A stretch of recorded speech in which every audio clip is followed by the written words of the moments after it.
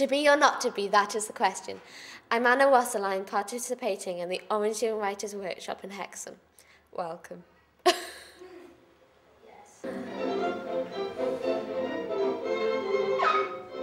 Children are so fantastically inventive. They have vast imaginations, and their reading is often very wide as well. They read a lot of fantasy.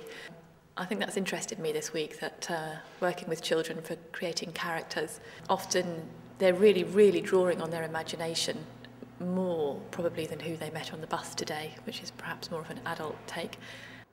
Hi, my name's Will Lloyd. I'm 11 years old, and I came to this writing course to improve my writing skills, as I enjoyed doing it at school, but I thought it might be more fun to experiment trying this with real actual poets, because they have sort of different methods of teaching you, and they can show you their poems, and it's basically just more fun with actual poets there, because they can inspire you much more.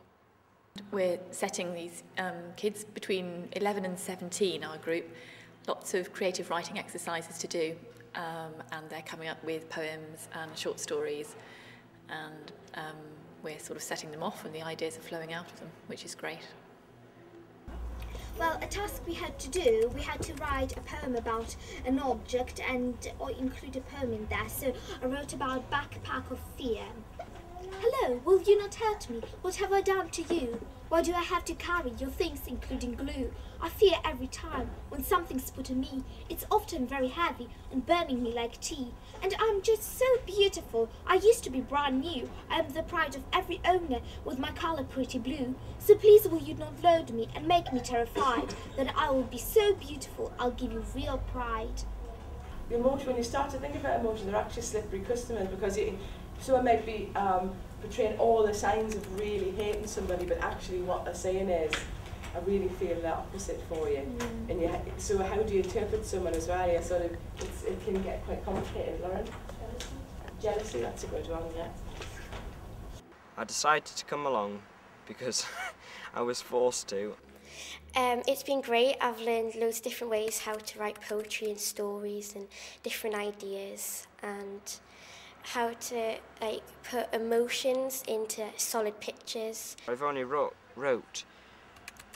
poncy little happy ending stories, where this one ends up as a terrible ending. We're in Darlington.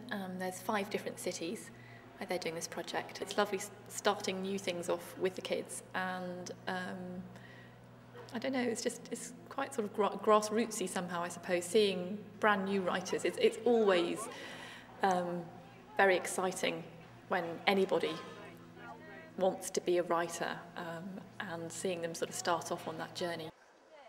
It's been good because you write down your ideas, and then when you read them out to the class, they get ideas from you, and then you get other ideas from them. So there's a wide range of things that you learn. It's been brilliant so far, absolutely fantastic. They have really good ways of inspiring you. They showed us a Charlie Chaplin movie and took us down to the bandstand to look at it and think of some legends. Based on some of the images you've seen, I want you to describe the experience of being an immigrant on a boat like that. I think it's great. Why? Because everyone's dead friendly and it's not pressurised like at school and you play games, so I think it's wicked.